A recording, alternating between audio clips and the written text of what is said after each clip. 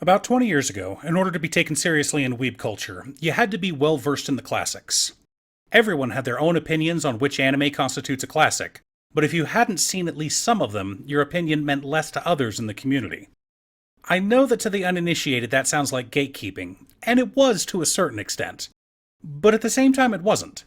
What it really came down to was keeping people who had only ever seen Dragon Ball Z and Akira from trying to offer suggestions. As much fun as Goku is and as good as Akira was, there is more to life than Super Saiyans and cyberpunk motorcycle gangs. When I first met my wife, we argued for weeks about our respective tastes in anime. I met my wife at a work meeting back in 2004. She was wearing an Inuyasha t-shirt, and the first words I ever said to her were, "You know, Inuyasha is just Dragon Ball Z for girls, right?" This set off a rather fun conversation where we insulted each other's taste or lack of knowledge in anime. She was shocked that I'd never heard of Fushigi Yugi, and I couldn't believe she didn't like Ninja Scroll or Golgo 13. She had heard the premise of GTO and refused to have anything to do with it. It took me over a decade to finally convince her to give it a watch. We both loved Trigun and Cowboy Bebop, of course, but those weren't classics. After all, they were only a few years old when we met. The first classic we ever agreed on and liked was the original Tenchi-Muyo OVA. But what exactly makes a classic? Classics are timeless examples of a particular style. They are outstanding in their genre and medium. Classics represent the highest class of quality, construction, presentation, and rank in their respective mediums. Keeping that in mind, remember that you cannot be new and be a classic. Whether it's a book, a manga, an anime, a song, a movie, a TV show, a car, or a piece of architecture, the single most important factor in determining if a piece of media is a classic is the test of time. Is this anime still good after 10 years? Is this car still beautiful after 40 years? Is this 80-year-old movie still worth watching? Is this century-old book still worth reading? Or have we evolved as a society in the intervening decades to the point that the book is now cringe? People may call something a modern-day classic, but all they're doing is guessing that this new piece of media will withstand the test of time. The term instant classic is imbecilic and should be dropped from the English lexicon. There is no way to know what will be considered good in 10, 20, or 50 years. Let's say, for example, that an anime has to be at least 10 years old to be considered a classic. So let's take a look at anime that aired in 2011 and see how many of them you'd still consider a classic. While there were a lot of good anime that aired that year, Fate Zero, Madoka Magica, Horizon in the Middle of Nowhere, Anohana, no, not you, Guilty Crown, I said good anime.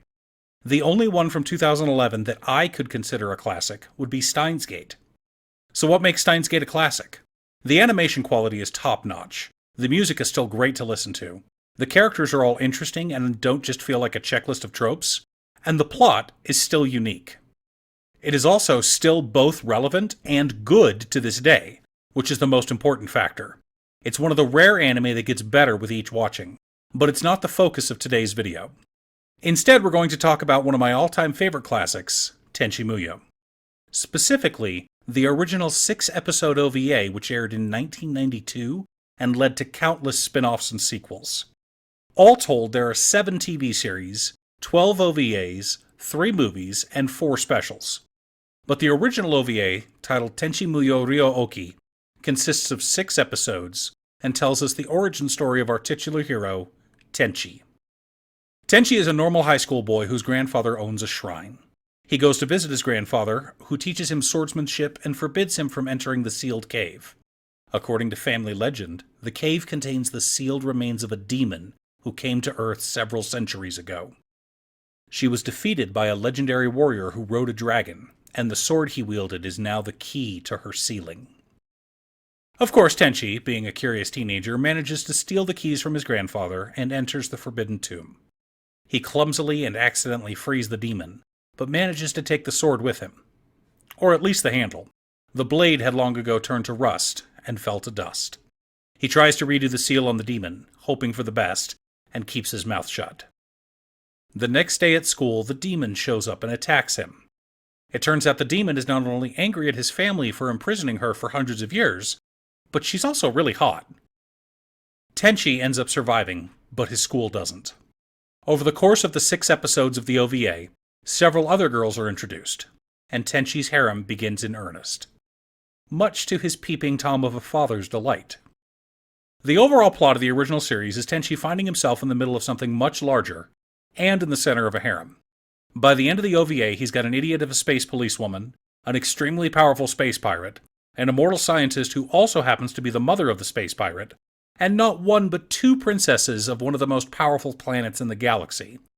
But the younger one's more of a little sister relationship than potential love interest. But what makes this a classic? As I stated earlier, classics are timeless examples of a particular style. Tenchi-Muyo, though not the first harem rom-com, is the originator of most of the tropes. For the next 20 years, all harem rom-coms followed the same formula as Tenchi. Everything from love hina to two love-ru, even up to quintessential quintuplets. You have a main character who, for the most part, seems like an idiot. He doesn't do well in school, isn't the most athletic, can't really talk to girls. But when the chips are down, he's the one you want on your side. In the climax of the OVA, Tenchi does just that. Secondly, classics are outstanding in their genre and medium. If the girls were all cardboard cutouts, which we've seen in a lot of bad harem rom-coms, this couldn't be considered a classic. You need interesting, well-thought-out characters who are more than a simple checklist of tropes. So let's take a look at these women. Ryoko, the aforementioned space pirate and imprisoned demoness, isn't really a tsundere, but she does have anger issues and difficulty expressing her feelings in words. Unlike a lot of modern tsunderes, she doesn't have trouble expressing herself or her desires physically. She's all about crawling into bed with Tenchi or taking a bath with him. She just gets choked up at the idea of expressing herself verbally. She's not a typical tsundere, but she does have tsundere-adjacent traits. On the other hand, Ayeka shows a lot of the classic tsundere traits. She bottles up her feelings and then gets angry at herself and others when they get closer to Tenchi, while she is unable to express her feelings properly. She's also a princess who has been pining about her brother for centuries. They were engaged to be married, but he disappeared after chasing the space pirate Ryoko. And when she finally catches Ryoko, she also accidentally captures an Earthling who is wielding her brother's sacred sword. The whole situation causes a flood of confused emotions, and it takes her a while to sort out her thoughts and feelings on the situation. Mahoshi, the idiot policewoman, is a classic Genki gal. She's chipper and always happy, but a complete moron. She also seems to have the lucky girl trait and accidentally frees Washu, the brilliant scientist who created Ryoko centuries ago. Washu is an interesting character with a ton of backstory not covered in the original OVAs. She was captured by Kagato, the villain of the OVA, who stole all of her inventions and used them for his own benefit. Two of her inventions were Ryoko, created when she fused her own ova with an alien species, making her Ryoko's mother, and Ryo-Ohki, the living ship that transforms into a cabot and the mascot of the Tenchi series. Washu is a genius, considered the smartest scientist in the universe. Due to some past trauma, she decides that living as an adult is painful and transformed herself into an adolescent girl. She prefers to be called Little Washu. She is playful and flirtatious, loves playing tricks on people, but there's always a touch of sadness behind her actions, hinting at some great hurt she's been through in the past. Finally, we have Sasami, who is the goodest of girls. She's bright, chipper, intelligent, and doesn't put up with her sister's emotional baggage. She just wants to have fun with Tenchi and everyone else. And because there's no sexual tension between her and Tenchi, she's able to get close to him and basically become family with him, much to the frustration of the rest of the harem. Though by today's standards, the animation quality of Tenchi-Muyo Ryo-Ohki is a little rough. For 1992, this was top-notch animation. The space battles, the special effects, even the sakuga are just gorgeous. The soundtrack is timeless, and even the opening is still good compared to today's standards. Yes, the glowing tears are a little silly and got memed to death in early weeb culture, but they were a staple of 90s anime.